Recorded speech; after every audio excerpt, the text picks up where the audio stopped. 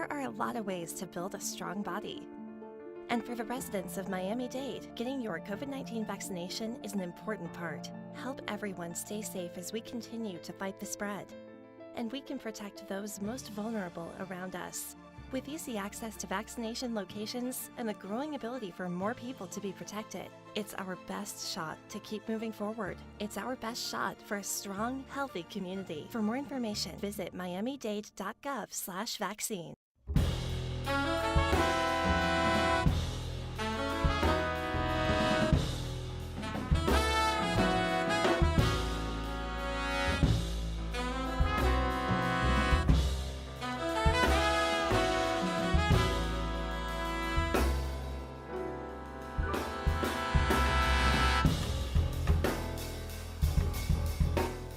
And welcome in WDNA 88.9 FM into the Frost Jazz Hour here this fine Thursday morning, the final Thursday of February, chugging right through February. Some wonderful, wonderful performances this month. Last week having the Stamps Jazz Quintet here in the Jazz Gallery. I'm your host, Philip Capuzzi. I'm with you for the Frost Jazz Hour every Thursday morning from 11 a.m. until 12 noon as we bring in some of the premier ensembles from the Frost School of Music, as well as some other students and faculty member and past students and faculty members bringing in some of their own situations. Really some incredible music being performed right here live and direct in the Jazz Gallery every Thursday morning from 11 a.m. until 12 noon. This morning we have a really exciting performance from someone that I'm honored and humbled to call my friend, Beau Cornelius, wonderful pianist coming out of North Florida, spent some time in LA for a while, and now has been down at Miami studying for his doctorate degree at the Frost School of Music. Really looking forward to having a chance to speak with him later in the program. But for now, I think we're just going to start with the music. First off, he's going to play a George Shearing composition entitled Conception here on WDNA 88.9 FM, the Frost Jazz Hour.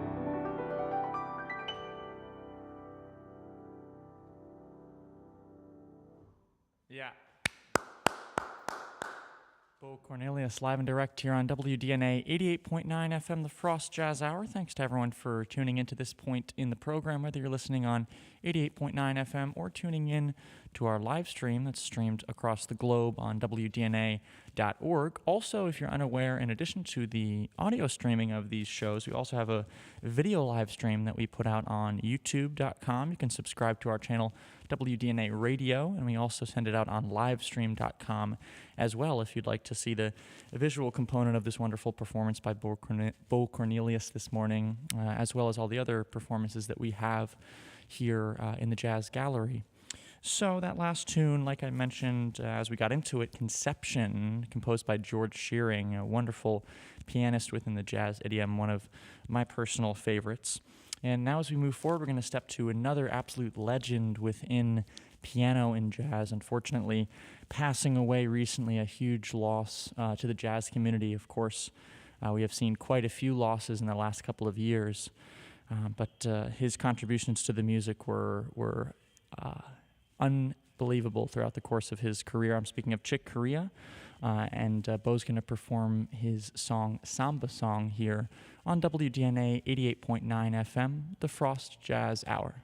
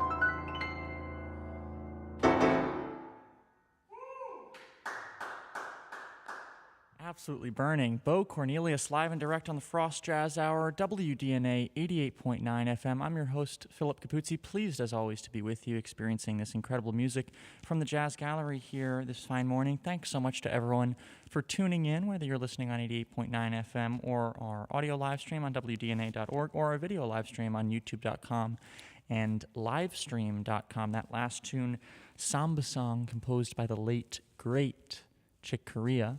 And before that, we heard Conception from George Shearing. Coming up next, the classic Herbie Hancock tune, Dolphin Dance. But before we get into that, I wanted to speak with Beau just for a little bit, have quite a bit more music to get to, so I don't want to spend too much time talking.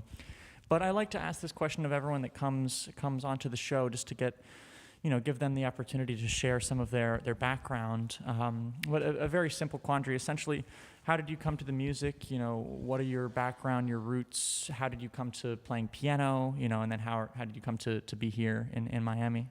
Absolutely. Well, first off, thank you, Philip, for hosting, and thank you, everyone, for tuning in. My name's Beau Cornelius. I'm really excited to be here. To get to the question, I actually started when I was 11 years old. I'm 25 now, and I started actually just playing drums with my friends and trying to play along to Van Halen tracks and Guns N' Roses and really classic rock and mostly 80s music. Shortly after, I picked up a piano teacher for classical lessons, and I quit within a month and found a new teacher who was more focused on jazz and sort of funk and fusion, and we kind of just went from there. And I grew up in Ocala, Florida, and I started really getting into jazz and specifically Oscar Peterson and Monty Alexander. My teacher showed me a video of Monty with his trio, John Clayton and Jeff Hamilton playing at Montreux in 1976, and that just locked me in. Yeah. I saw the afro, the gold chain. I was like, man, I want to be just like this guy. So, I went to ended up going to college for it, and kind of the rest is just studying and doing the grind. Absolutely, yeah, absolutely. And what's some of your thoughts on Miami, having been from Ocala, and then, of course, you spent some time in L.A. as well for a master's degree, and now you've been here for coming up on 2 years? Yeah. Well, as far as comparing to Ocala, I mean, I love my hometown, but I'm really, really ecstatic to be here because this is just a very thriving and vibrant music scene. And in Ocala, it's very, I don't want to say linear, it's just a little more one-dimensional, I feel like, in sort of the music scene and what people are expecting from genres. You can't really carve out a jazz living there. Right. But as far as LA goes, I mean, I loved my experience out there. I met some great musicians. I studied with Alan Pasqua and Russell Ferrante, who he headed up the Yellow Jackets. Alan Pasqua has written for a lot of great movies like Forrest Gump, and plenty of others, but amazing player. And I met a guy named Greg Field, actually, who's a producer. And he made a phone call to Shelley Berg in December of 2019, and that's kind of how I got started here in Miami. It just took one phone call and ended up getting me an audition and a full ride to the College of Music here. Wow, that's amazing. Yeah, I'm very fortunate for that, and I want to say thank you to Greg if you're watching. Certainly, yeah, and I'm very grateful that you were able to make it here too. Been quite amazing seeing you develop as a musician and also connecting with you as a person too. And just one more question before we get back to the music, and then hopefully we'll have another chance to speak a little bit later in the program. But with regards to, solo piano playing and everything, we actually spoke recently about you've been doing a lot of these solo gigs and kind of like long sets and everything, and sometimes running into issues where you're running out of creative juice, at the 3-hour mark, which obviously I have a lot of understanding for. So I guess I'm just hoping for some of your thoughts on that, and then also kind of on the more general concept of solo playing, versus ensemble situations. Well, to mention or to go back to what you said about gas in the tank, I got to say this gig at the Betsy Ross Hotel in town on South Beach has really been preparing me for the last year. I've been playing there almost weekly. Sometimes I'll be off for 2 weeks, but and it's a 5-hour solo piano set. And so that really has given me the endurance and the practice, in the real world application in front of a real audience, not at school, to sort of get my, for lighter words, to get my act together. Yeah. And I'm very fortunate for them. And Deborah Briggs at the Betsy, who's the entertainment manager, I want to give a shout out to her for booking me there. It's always a pleasure to play there. And I can directly say that places like that and the Biltmore the Ritz-Carlton, the Faena with Louis Amonte, who books me there.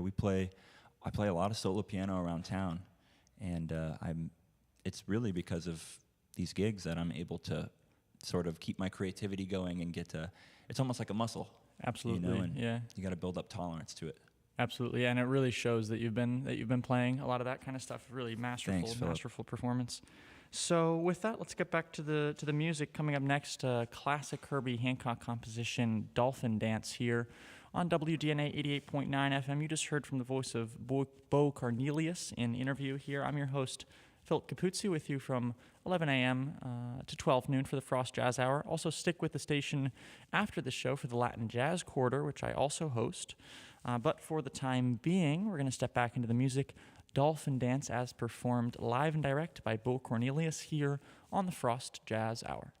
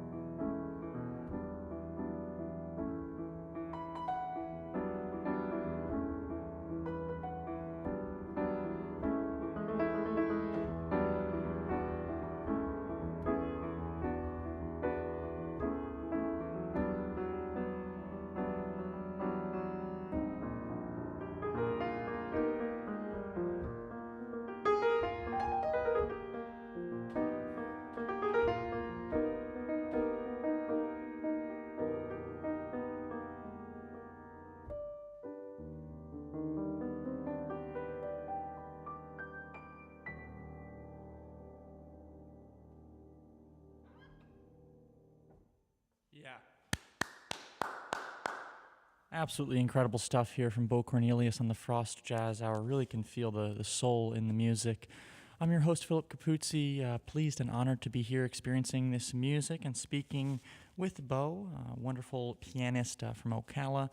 Went through LA and now is here in Miami studying for his doctoral degree at the Frost School of Music. And with that, that takes us to our break at the bottom of the hour. We'll step aside briefly for some important messages from the station and come right back with more music live and direct from the Jazz Gallery on the Frost Jazz Hour.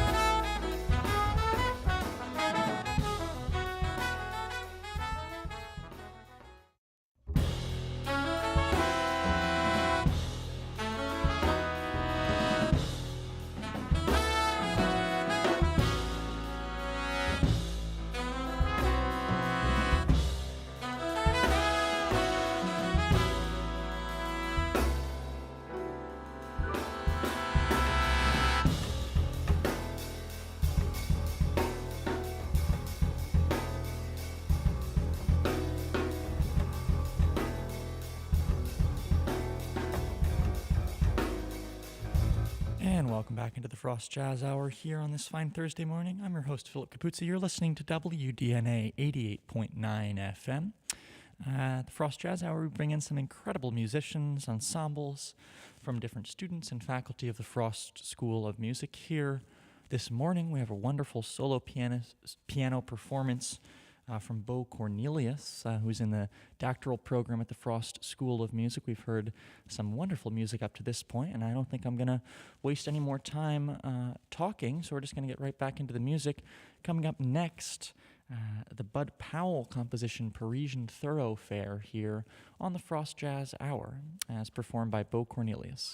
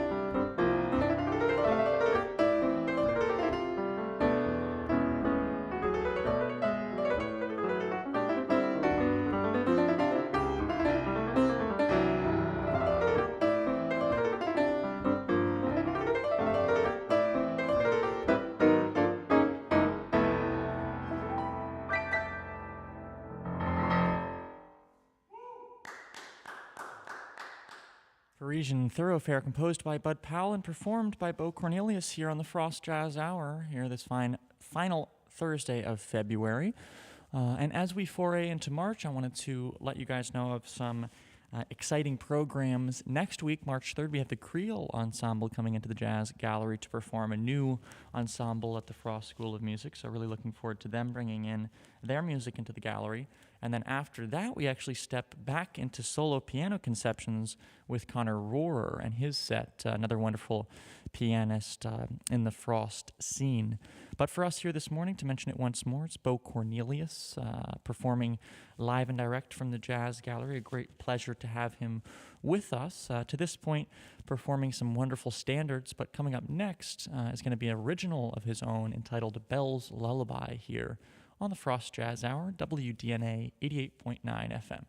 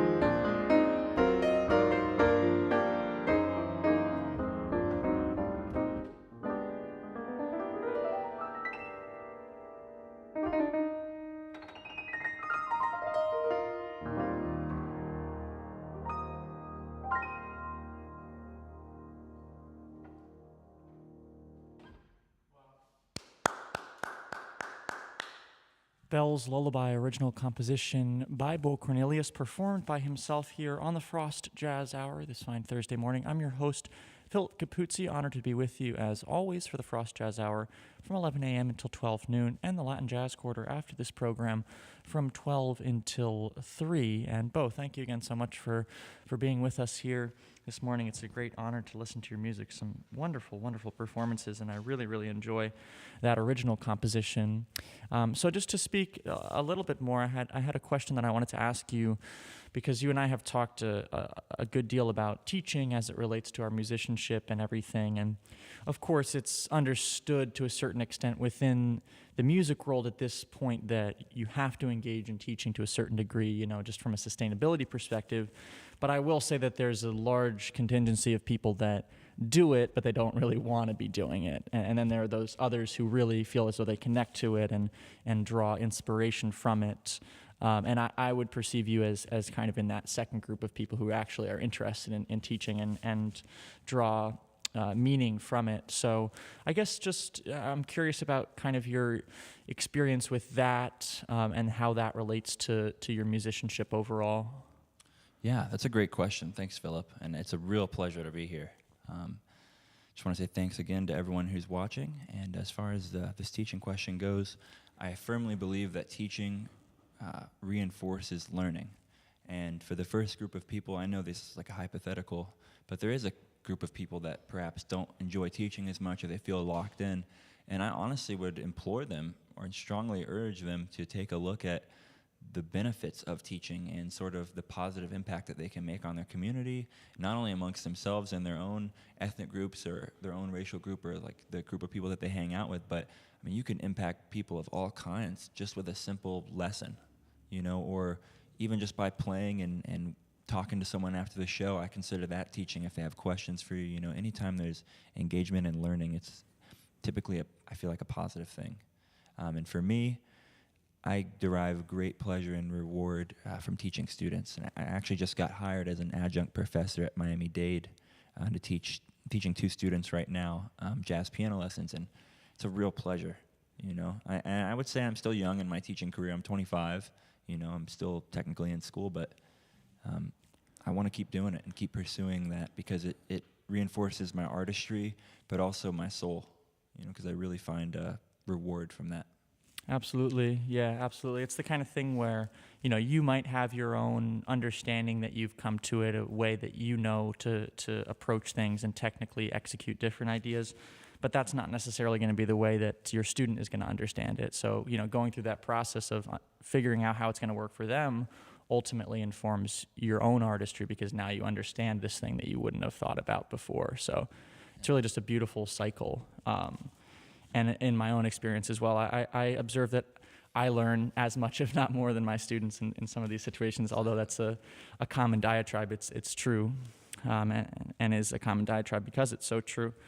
So, yeah, thank you so much for sharing that. I had one other question before we finish the music that's kind of stepping a little bit 90 degrees, but we've also talked a little bit in our time as friends about your interest in electronic music and kind of analog electronica, and you've done quite a bit or had activity rather in that realm throughout the course of your career as well. So I'm just hoping for some of your thoughts on that, because to the layman it seems like that and solo jazz playing, jazz educating, they're so disparate, but of course, to those that are engaged in it, they're really not so disparate. So I'm just hoping for kind of some of your thoughts. Absolutely, man. That's a great question.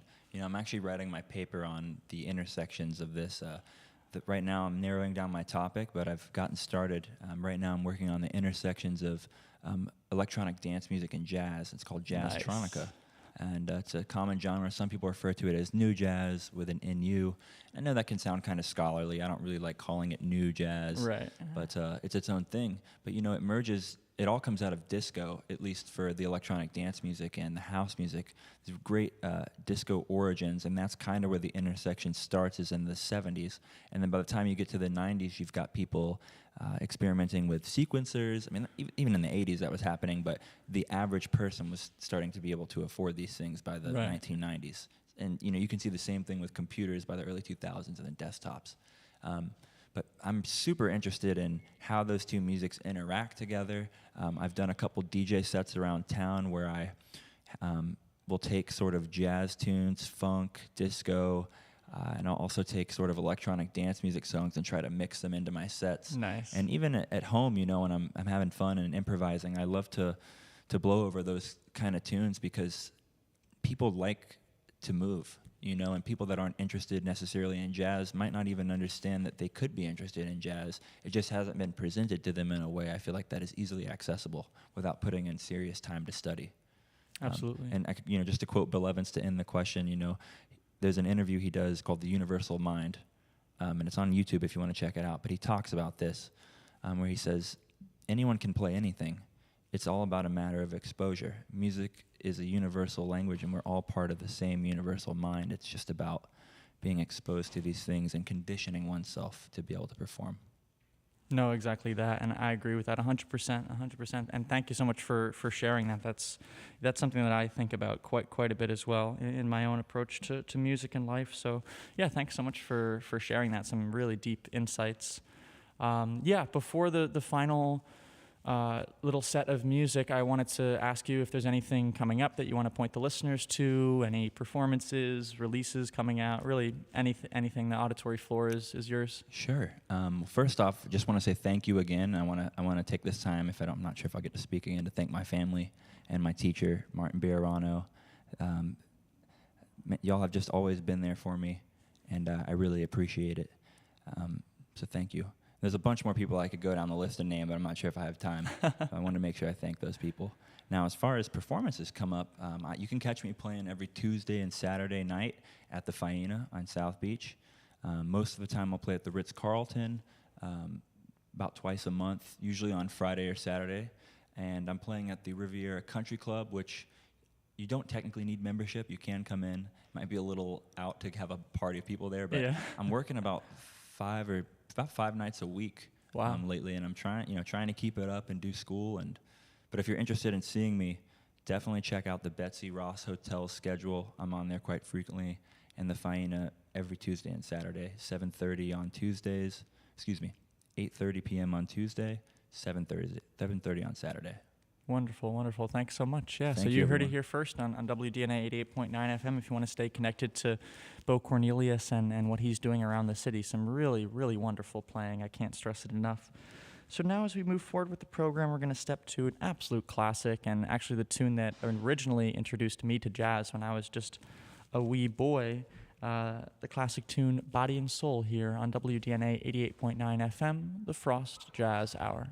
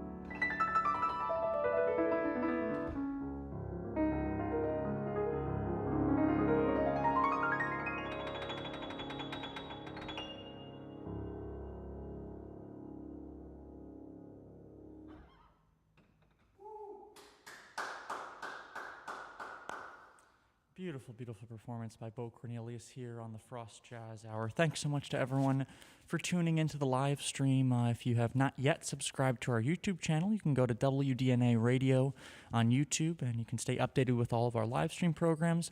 And also, everything is automatically archived after the fact if you want to go through our catalog of different performances here in the Jazz Gallery and listen to some of the wonderful, wonderful music that's been performed live and direct right here from our studios on Coral Way.